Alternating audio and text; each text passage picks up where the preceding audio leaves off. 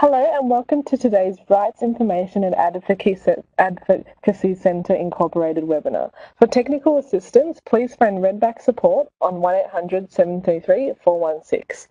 If you would like to listen to this webinar through your phone instead, the dial-in number and passcode will be listed in the chat box below. Today's webinar is NDIS Appeals, Question Everything, presented by Lance Houston. To ask Lance a question, please use the chat box, which is located on the left-hand side of your screen, just to the right of the cogwheel. After typing out your question, hit Enter to submit. Please note the chat box is on private mode. You will only be able to see your own messages. Questions will be answered throughout the webinar. Without any further ado, I'll hand you over to Lance to begin. Thank you, Bianca, and good morning, everybody, and welcome to this webinar on the NDIS Reviews and Appeals System. And for those of you who have joined us for the second time, thank you, and apologies for the first one of the webinar, which has some technical issues, and thank you for giving us another go, and welcome to everyone else who has logged in for the first time.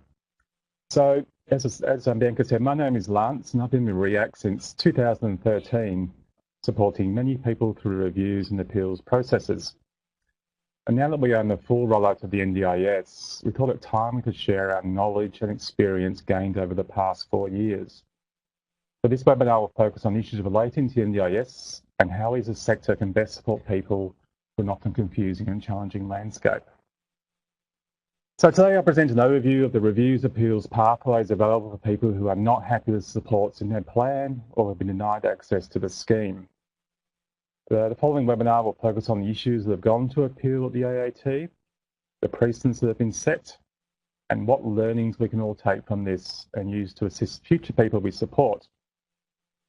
We'll also be using your questions and feedback to inform the sort of information we present at other webinars.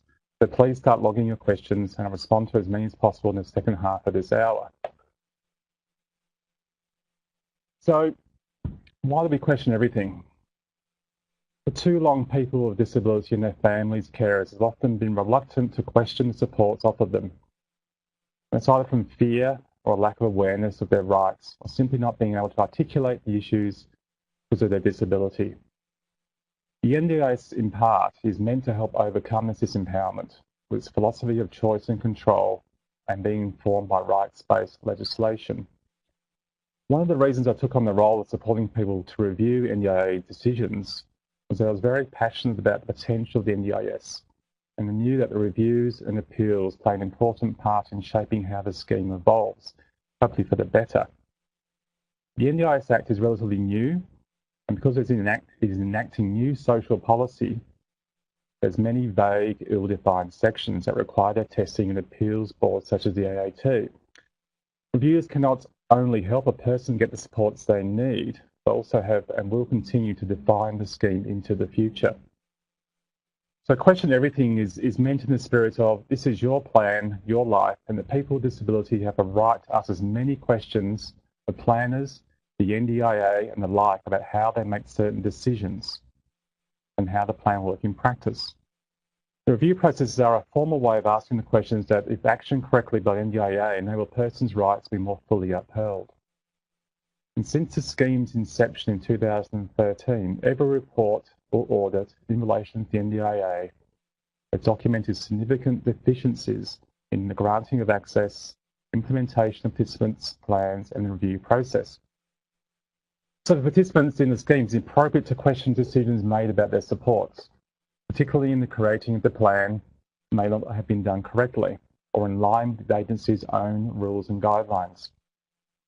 And from our experience here at RIAC, the process of seeking review or appeal has really helped many people develop greater self-advocacy skills, to feel more empowered, and whether successful or not, to know they have been heard.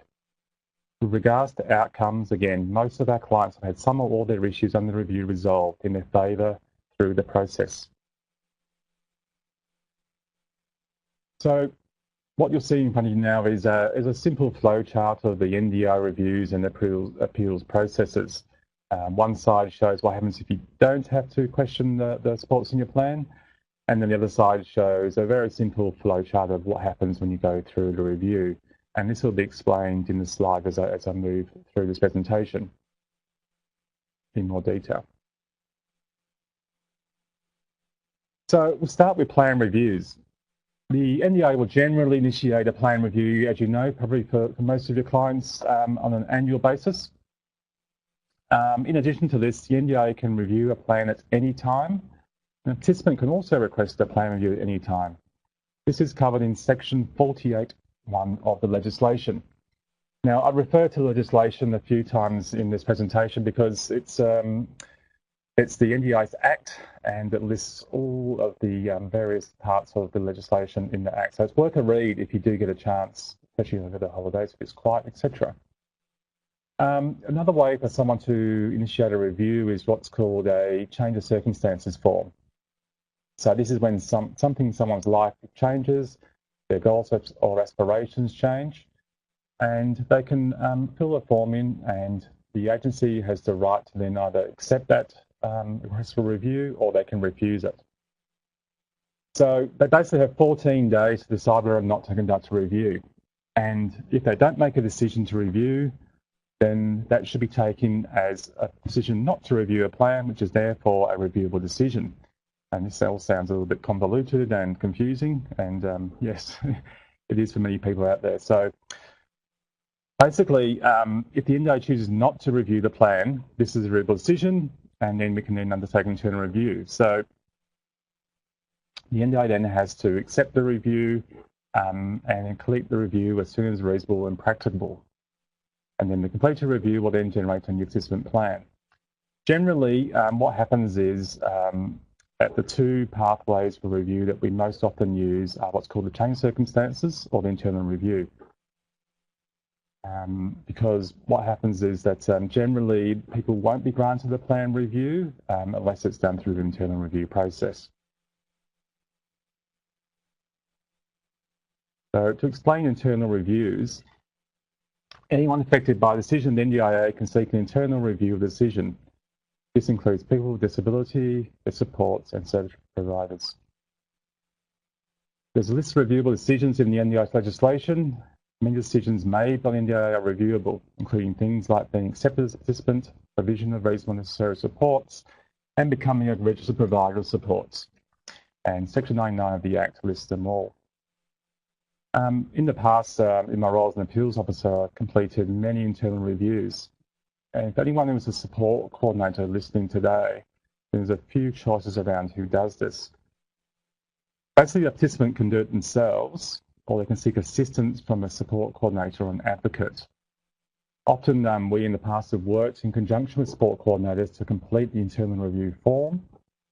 As support coordinators often know the participant really well. We've also just had clients referred to us by a support coordinator to assist with internal review. And I'm really mindful of how many support coordinators out there have limited time. So it makes sense to use the expertise of the appeals officers in your state. And really there's no blanket rule around this stuff. It's different all around the country. People have different ways of working together, but generally we work in conjunction in Victoria here in RIAC with support coordinators, often supporting clients together. And often we give advice and then assist clients to complete review forms. So the request for internal review needs to be made within 3 months of receiving a notice of decision from the NDIA. And this timeframe can be altered if extenuating circumstances can be argued.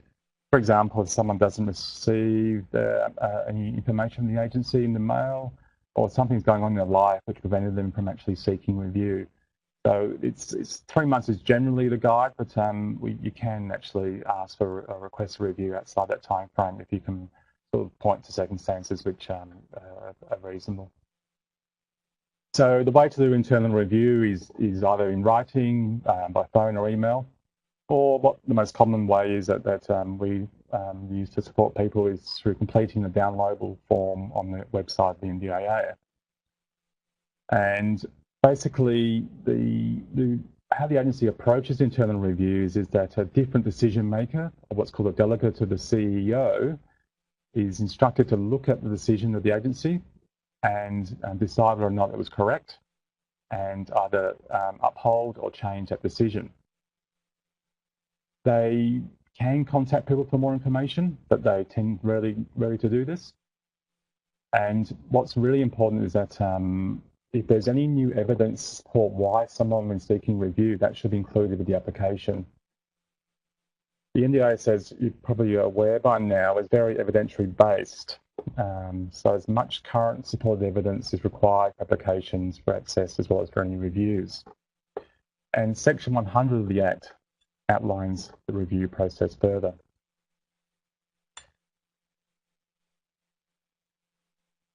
Now, in reality, our experiences with the internal review process have been rather mixed. People can wait many months for a decision, and there is no easy way for anybody to follow up the progress of internal review. And as far as we're concerned, and most people that have had involvement in this out there in the area we work in, this is really not good enough. It's because while this is happening, there's participants who are waiting for information or decisions about supports they requested or the review they requested, and many months go by and there simply is no contact. And it's not just us saying this. In a recent report from the National Auditor, they've also pointed to issues around the internal review system the agency's currently got in place. They have also informed us that the agency is putting or trialling a new internal review process, but we have yet to see any great flow through from that. So as I said, this audit report, which is listed, or the link is listed on this slide, they basically have mentioned that the time frames are too long, the agency hasn't followed their own guidelines, and also things like the original decision maker complete the internal review rather than a separate delegate. So to quote them, the NDI has not established efficient or effective processes for internally reviewing access decisions. New procedures introduced by NDI in May 2017, if implemented effectively, will provide an internal review process that's consistent with legislative requirements. So we can only hope that as we move forward, that the system will get better and more efficient, and basically people's right to review will be taken a bit more seriously and a bit more timely. But we look at what's called access requirements, as this is one of the key things for what causes reviews, as in people denied access to the scheme. So the basic under 65, being an Australian citizen, and the first test is what's called the disability requirements. So as you can see, there's 5 key points listed on this slide, and those criterion need to all be met.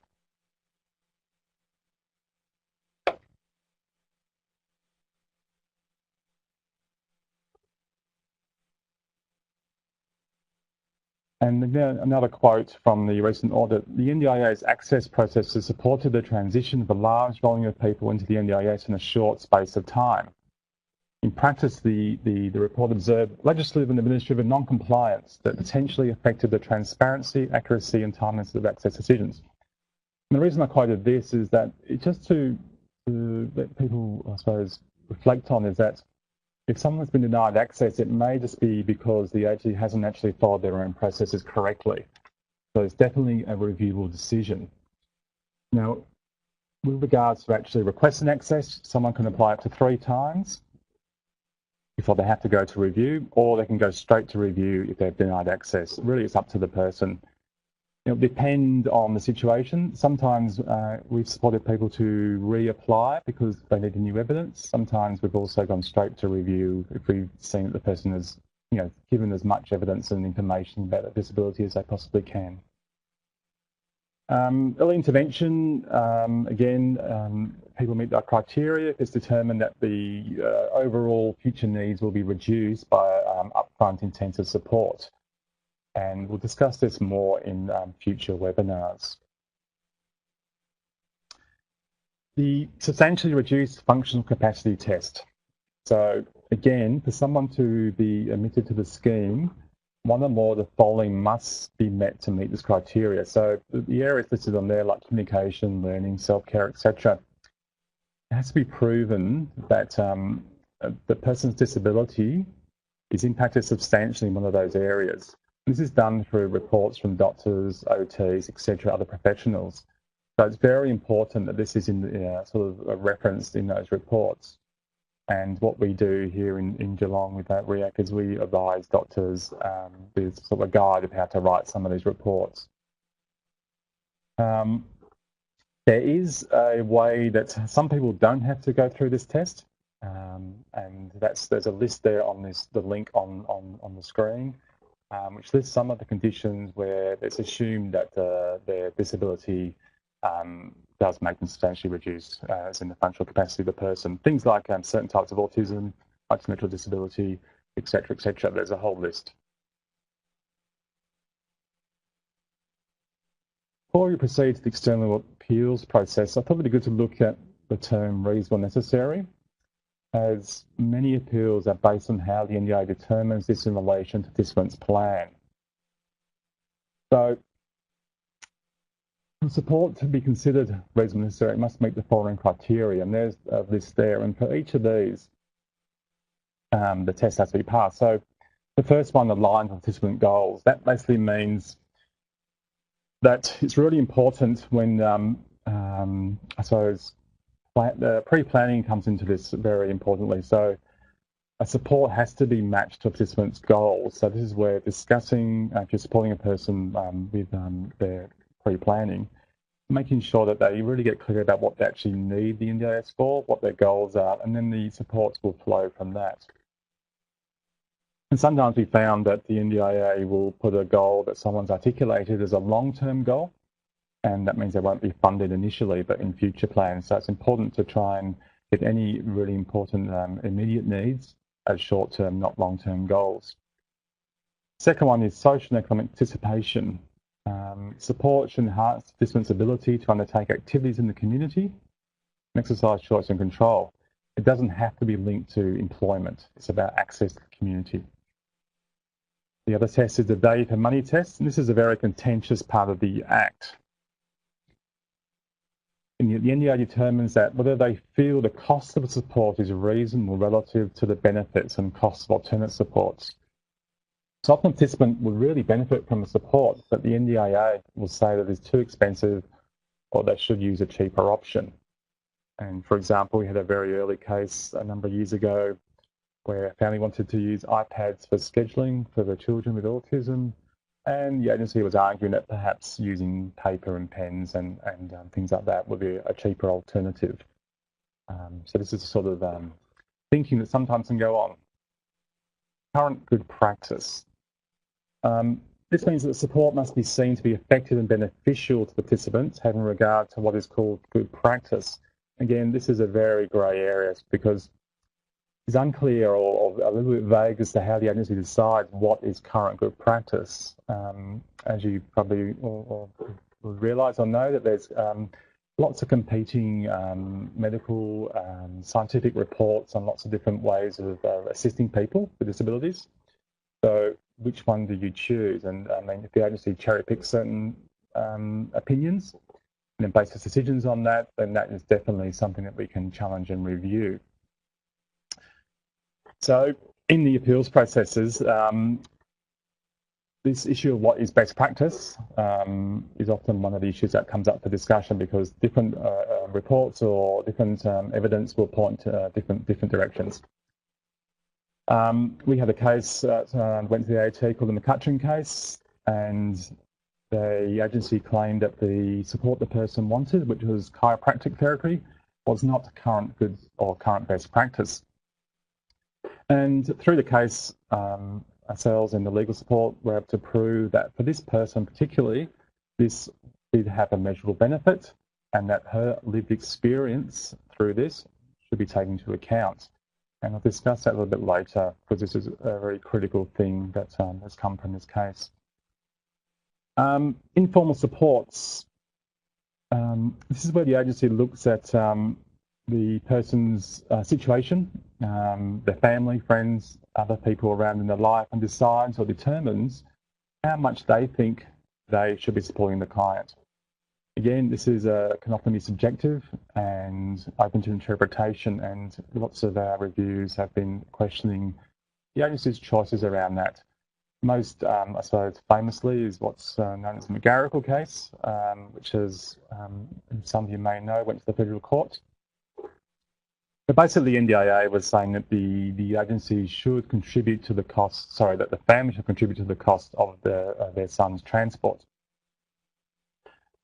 based on a criteria which they determined themselves without any real evidence or information to sort of work out or for us to understand how they came to that figure. So eventually this went through the AAT all the way to the federal court, and the federal court overrode this decision and made a determination of what happens to support once they meet the various necessary tests. And again, I'll discuss it a little bit more later in more detail through this webinar series, because it's really an important case. And the last one, as it says there, is what the agency thinks is most appropriately funded by them as compared to health or education, etc. The agency doesn't see their role as filling in the gaps when things aren't funded. So again, many cases have gone to the AAT about whether a support is something that should be paid for by health, or, for example, or the NDIS. And this will be an ongoing issue, I'm sure. So we move on now to reviewable decisions. So this is the appeals side of the review process. So the AAT, the Administrative Appeals Tribunal, acts as a review body for the NDIS, and there is no cost for applicants. The AAT cannot review every decision the agency makes. They can only review a decision if the law states that they can. And when the NDIS gives you or gives a client a decision, they must tell you if it's reviewable. They don't always do this, but they're supposed to. And citizens or anyone affected by the decision can contact an advocate or the AAT if they're not sure about whether the decision is reviewable. And there's a link there to all the decisions that can be reviewed. And this is a summary of probably the most common, and we found that probably the top 3 are the ones that we have dealt with in 99% of our reviews, which is client being denied access to the scheme, and also then the supports in the plan, and decisions not to review a participant's plan. So other things do come and go, but generally they're the most common.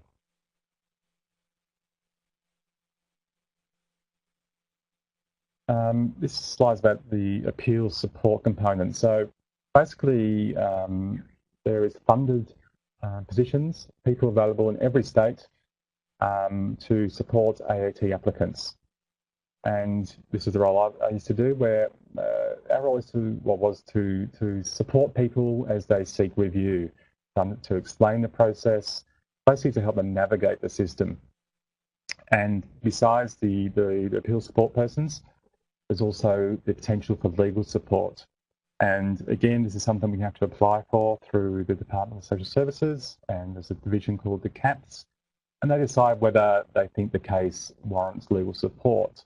And the 2 determinants are called complex and novel, and I'll get to that in a little bit. And there's a list here, a link which lists all the appeal support people in the country, and it's definitely something, if you do have clients who are looking to review or appeal their plans or their involvement in the NDIS, do seek assistance from the appeal support people. So basically, at the moment, with legal access, the only way to get funding is through the appeal support person. This, though, is meant to be changing next year. We haven't seen the final details yet, but basically individuals can eventually, especially here in Victoria, directly apply to legal aid around this special funding for appeals. And as we get more information, we will let people know. There's no funding for external legal services. It's up to individuals to seek that out. And there has been clients, and there will continue to be pro bono support offered to people as we move forward.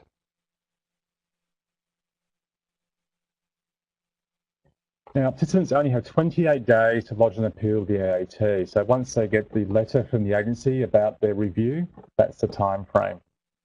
and they must have that letter, what's called the internal review decision letter, before they can apply for the AAT.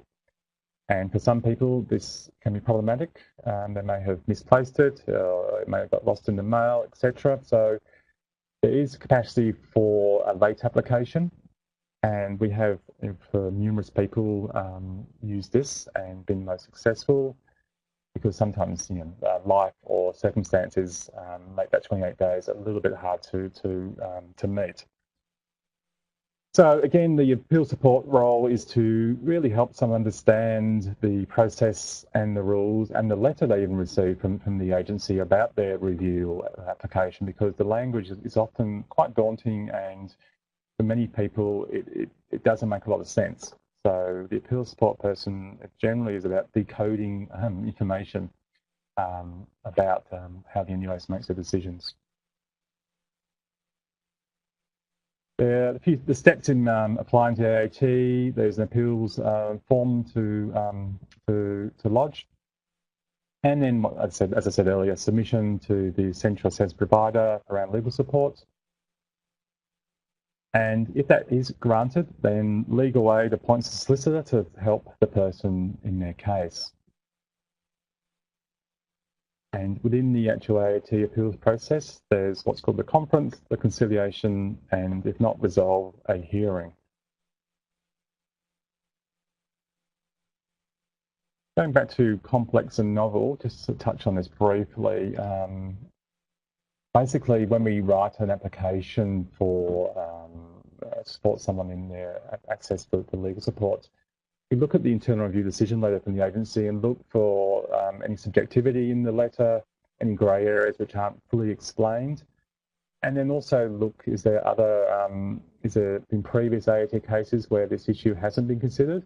Because anything that's new or novel needs to be tested. So we basically try and find a way to argue that this case has merit based on those two words.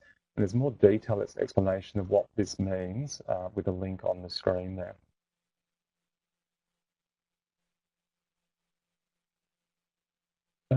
With the appeals process, we've had at least 50 people go through the AAT process, just with RIAC in Geelong.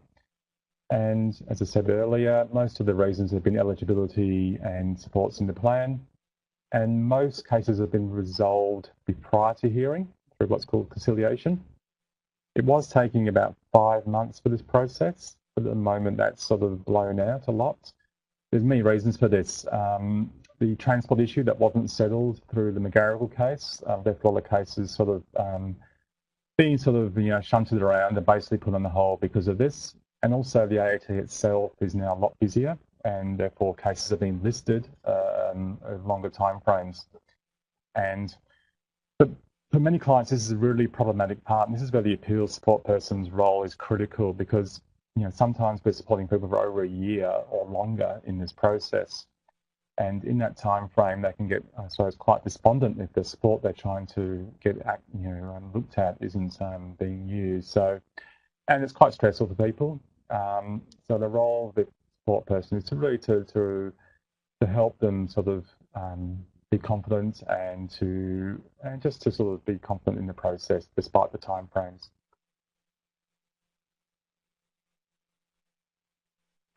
Once the AT gets the application for review, they ask the agency to produce what's called the T documents or tribunal documents. This is everything about the person's plan, all the information they supply to the agency, all the communication, any reports, etc. This is what the AAT uses to formulate their decision on the actual reason for the appeals. It's very important that the appeals support person and supporting the client and any legal people really go through these documents to make sure, one, they're correct, and also there's nothing missing. Often in the past, there's been important documents that haven't been included, either through generally because changes of IT systems at the agency or other teething issues as it's gone out to full scheme. The first step in most reviews is called a case conference. This is basically a chat between the participant, the NDIA, and any legal other supports the person has. It's done over the phone, takes about an hour, And really, it's done over the phone, takes about an hour, and really it's just to set out what the issues are and to get everything on the table, and it gives a chance for the applicant to just state their case, why they are seeking an appeal, what they're not happy with, basically. And it then establishes whether there's anything that can be resolved easily or if it's something that needs to be taken further. Generally, most cases aren't. We had a few settled at case conference, but generally most go to conciliation. And what is produced from the case conference is called a case plan. So this lists all the issues, what happens next, the logistics around this, and it just sort of goes through what new evidence or information needs to be gathered and just who's doing what. So that kind of sets out a roadmap for the way forward. And basically, from this time forward, what's called conciliation is in process. So conciliation refers to both an informal meeting, but also to the overall process itself. Because I suppose once there's legal support involved and from both sides, then it's about negotiation and trying to settle the case without it having to go to hearing.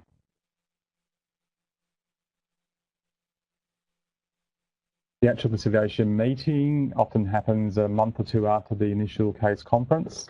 And this is where the AAT, their role is to, I suppose, facilitate the process, to enable everyone in the room to talk about the issues, the client to be heard, and for everything that needs to be sort of teased out to come forward. And generally, in my experience, it's once the client has sort of had their say, it's generally the two lawyers doing lots of discussion about the actual information they presented and trying to sort of argue the case. The AAT conference registrar can't make any decisions at this point. Their role is to facilitate the process, not to actually override it. They may point to areas of law or try and get the thing back on track, but their role is to try and help the two parties come to a decision or come to a resolution, sorry. I mentioned earlier this thing called lived experience, and this is something that has come about through the AAT process. What we do now for each application or each appeal is early on we get the participant to, and we assist them if need be, to write what's called a lived experience statement, which is really a story or some words about their experience of why they want a certain support or why they're not happy with what's going on with their plan or why they need access to the scheme.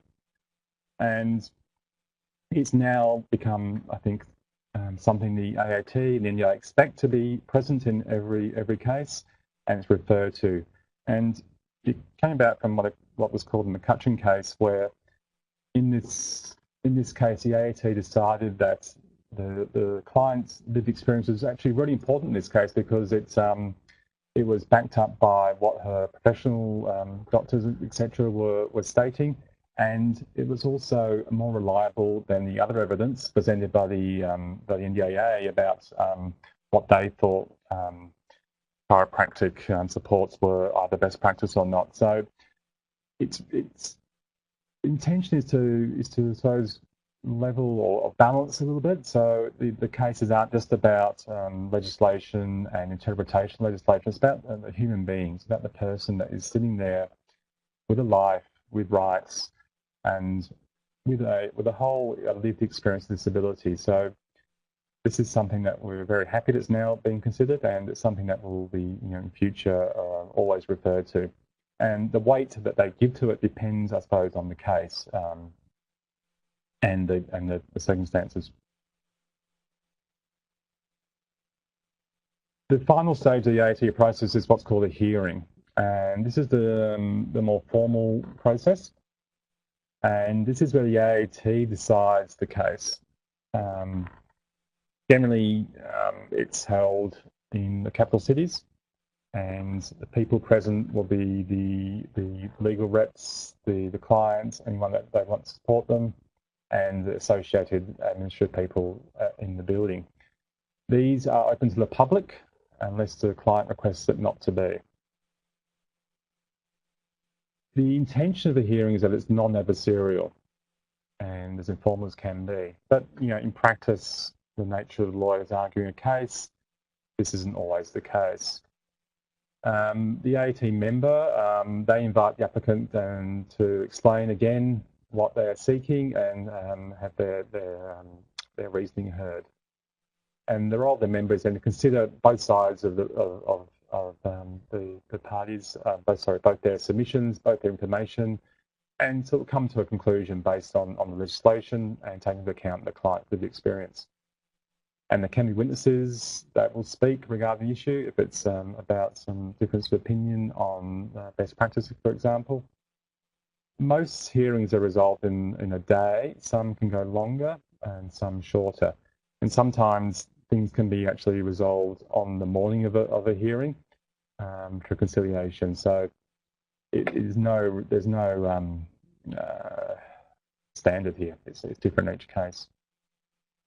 It's important to note that for many people, as you can imagine, the hearing can be quite daunting. And they've been waiting a long time for this to get to this point. So again, this is where the appeals support person's role is really to help the person through this experience and to do the best they can for them to make it as positive as it can be. Hearings can be postponed. It's called an adjournment, and that will then create what's called a directions hearing. Generally, it's not advisable, but it has happened from time to time from both sides, depending on the circumstances. And there's various procedures and protocols around this, and more information on this is also on the AAT website. Decision. The AAT member, if they can, will give a decision at the end of the hearing. Generally, they don't. Generally, it's a written decision, which is done in the first sort of week or two after the hearing. As I said earlier, the AAT hearings are open to the public, but they can be held in private and confidential if requested, if there's good reason to do so. And cases involving children are written without the names being revealed.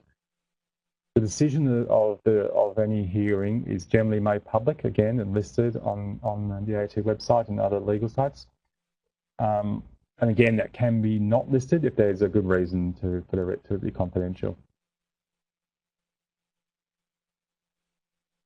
Going back to slightly to reason necessary, and what I mentioned before, the Federal Court McGarrigle case, and this is a very brief summary of their decision. What they said was, once the decision is made that support is identified, as described, is reasonably necessary, is subject to other requirements in the various sections, the scheme requires and contemplates that support will be funded. And in their opinion, that meant wholly or fully funded. So basically, this has major implications for the scheme as it moves forward, because what it says is that the support is seen to be reasonably necessary, that it must be 100% funded, not partial funded, not part funded. So we'll wait and see how this impacts how the agency makes future planning decisions.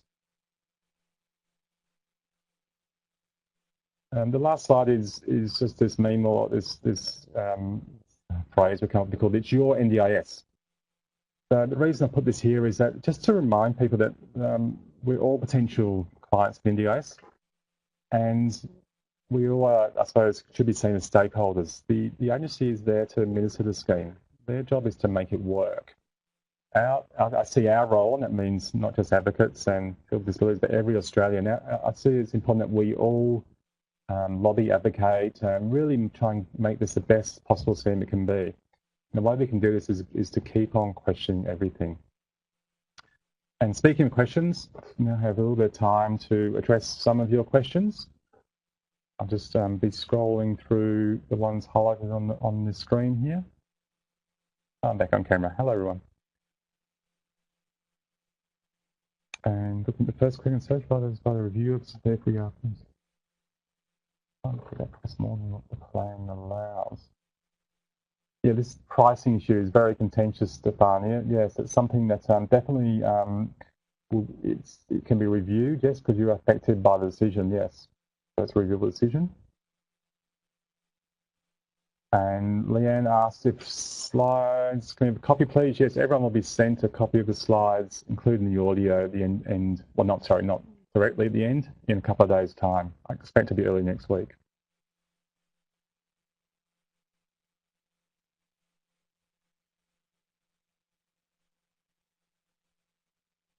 There's a question here from Nicole. Is there a cap on the number of reviews that can be done on a person's plan?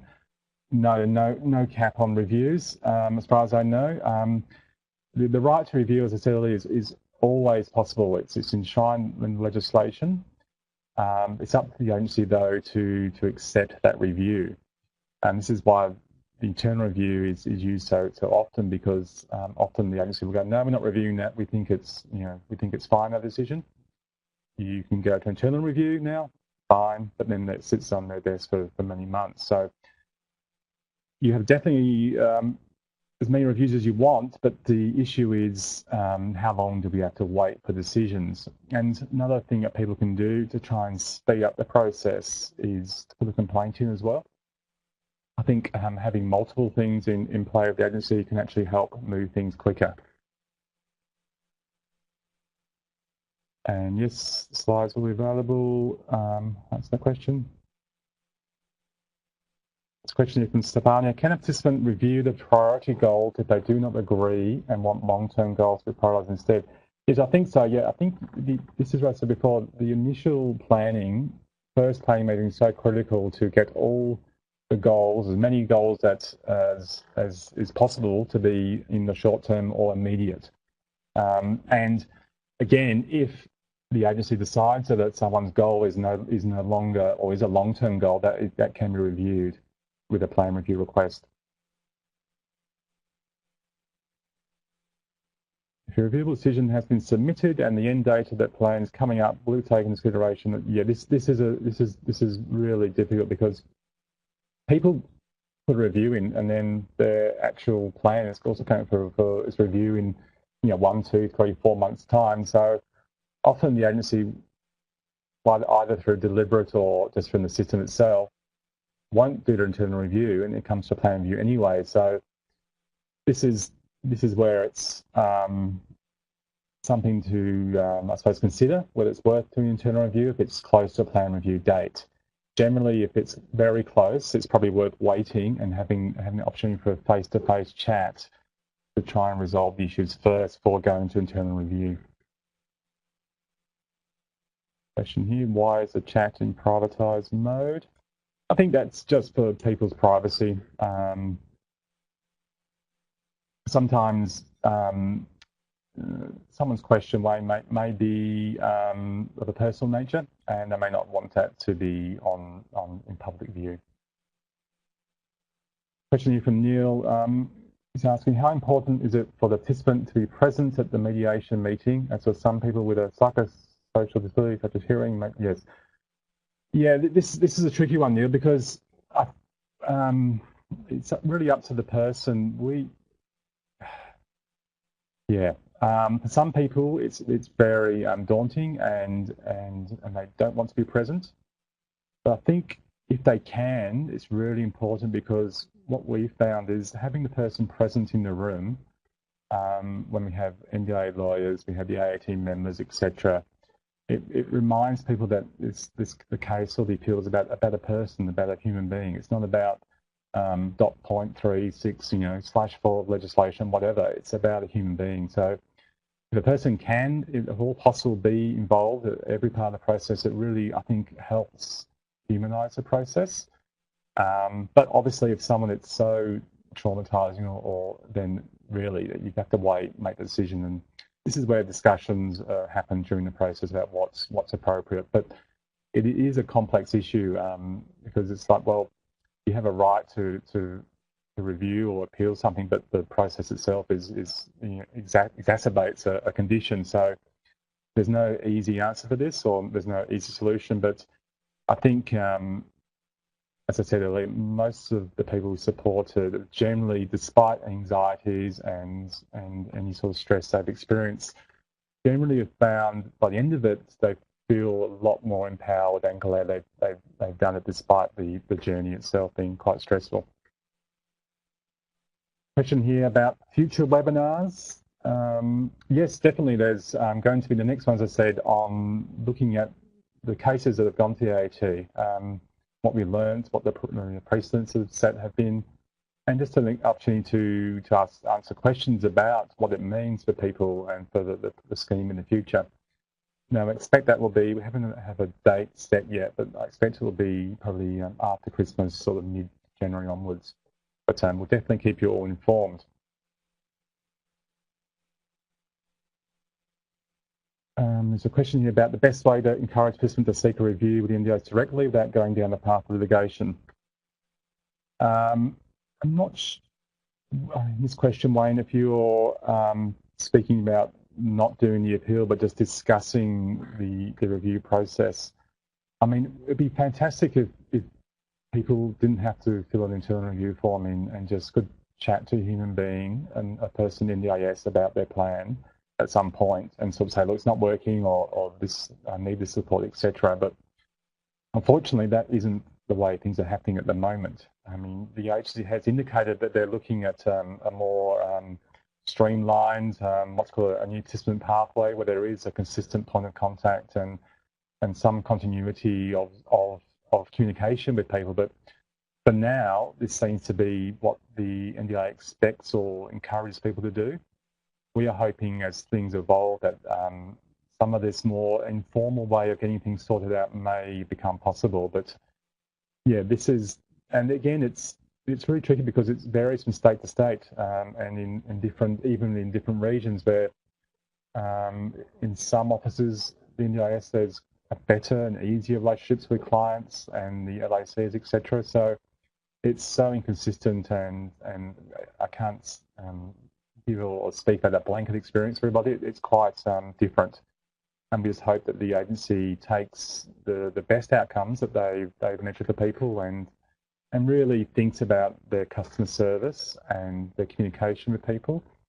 Because ideally, as I said, we really want to avoid reviews, but people are often left with simply no choice. The next question here, the planners, LACs, do not always check the goals of the participant before lodging. Is there a complaint or review, or both? The client was not asked. Yeah, well, definitely, that definitely should be a complaint if they haven't been properly, haven't had a chance to check their own goal. That to me is terrible.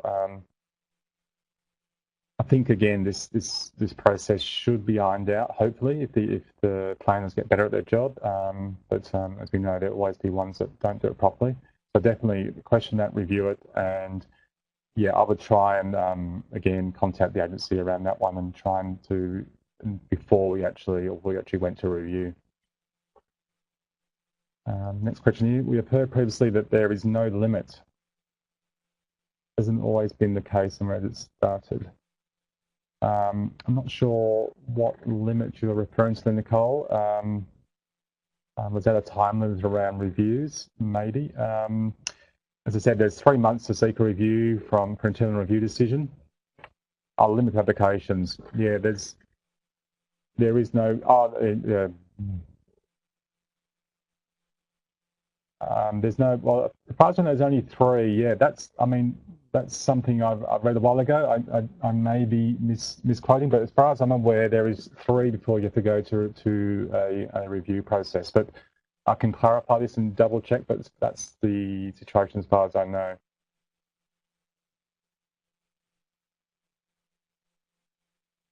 There's a question here about concerns regarding the review process once the NDIS rolls out more fully and more participants come on board. Yeah, it's very concerning. I think there's actually been less reviews and appeals than was expected. But even with the number we do have, I think there's like 200 or 300 in process around the country at the moment. That is really straining the system as resources of the NDIA and the AET. So my concern particularly is the time frames. It's all well and good to have a review system, but if people are sitting there for a year or more waiting to get something resolved, that is simply not good enough, and it really doesn't help anybody. So it needs to be more resourced, and the agency has to actually be really working on how they move through these reviews quicker. But the best way to avoid reviews is to get it right in the first place. What has surprised us at RIAC, we weren't surprised at the reviews because it's new legislation, we all expected that, but what we were very surprised at was how many were seemingly about incompetence and about a plan not doing their job properly or someone not really following through with their own guidelines. That was really surprising, I think. And really, if the front end of the process can be fixed up and people can actually start to get better plans, and then the need for review will be much more reduced. So that is a fundamental problem, the numbers that may come forward. I think, again, because this is a review process itself, may have to be looked at and changed. So, yeah, we're hoping that, as I said, that the agency really thinks about the customer service, because that would really change a lot of this and avoid the need for reviews altogether. Any more questions? Thank you. And where do you refer to after this? Okay. Not sure what that question means, but yeah, as I said, there'll be future webinars around the appeals process coming up, and we will let you all know. And as I said earlier in one of the slides, which you'll get, there's a on the DSS website, there's a link of all the advocates and appeals support people around the country who can assist in this area. They have trained in this area, they know, understand, and know how to support someone through this process. And what happens with all of the appeals support people around the country is that there's we all talk to each other. We have a national hookup once a month, and also the state-based ones as well. So we're in constant contact, sharing information and talking about how things are going. So there's a whole network of people out there who can help you navigate this part of the process. And the question here about the after applications gets referred to something else.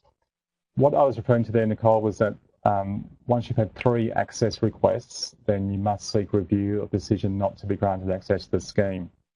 You don't have to do 3 access requests. You can do 1 and then go straight to a review of that decision. But you have the opportunity to do 3, as far as I know. Able to co-design future appeals training. Question around people for people to co-design future appeals training. I'm not quite sure what that one means either. You may be referring to my invitation before for people to give information or feedback on what they think they need to know. Other than that, I'm not sure exactly what you're getting on that one. Sorry, Neil. Need more information? Just scan back and make sure there's no questions I've missed. We've got a few more minutes left.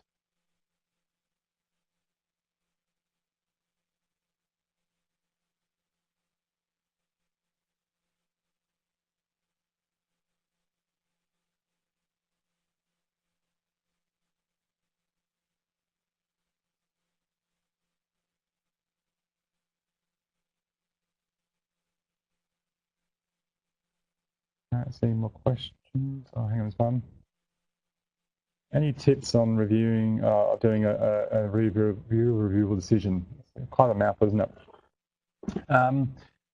Number one tip is generally, as I said before, it's about the evidence. It's about trying to, because the agency will fund the support if they think or feel the evidence is sufficient. So it's about, I suppose, looking at, and it's very hard without looking at specifics of the case, but is there any way to provide another report, another opinion about why the support is important? So that's probably the main tip. And I think what we do is we make sure that we at RIAC, we hand deliver the review decision form. We don't rely on email, or we make sure that we get a date stamp and that the form is actually lodged. That's something which we shouldn't have to do, but we do.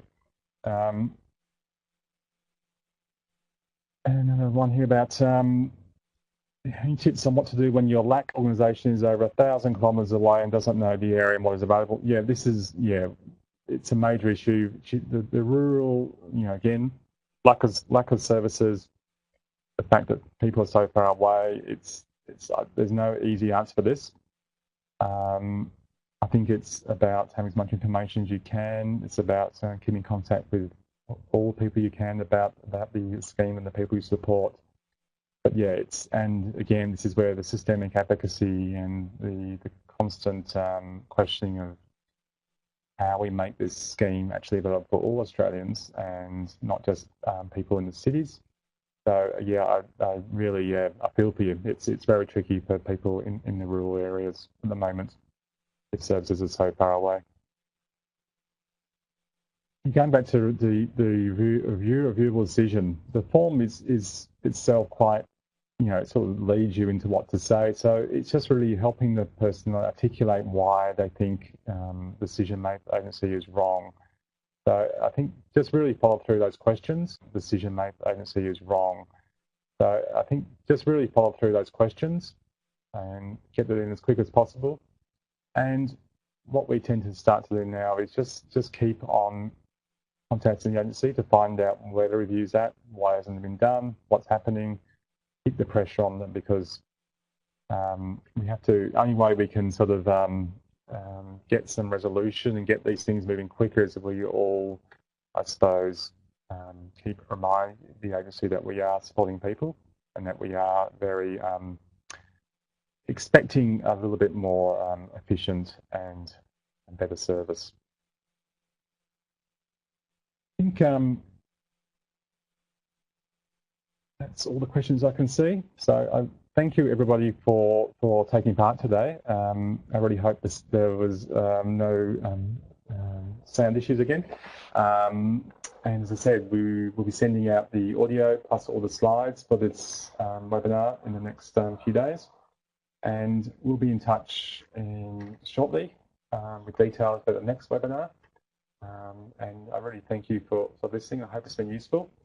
And any other questions can be emailed through to me, and I will try and do my best to answer them in the future. So thank you for taking part today. Thank you, Lance, for a fantastic presentation, and thank you to everyone for participating in today's webinar. We wish you a pleasant afternoon, and the survey is still currently up for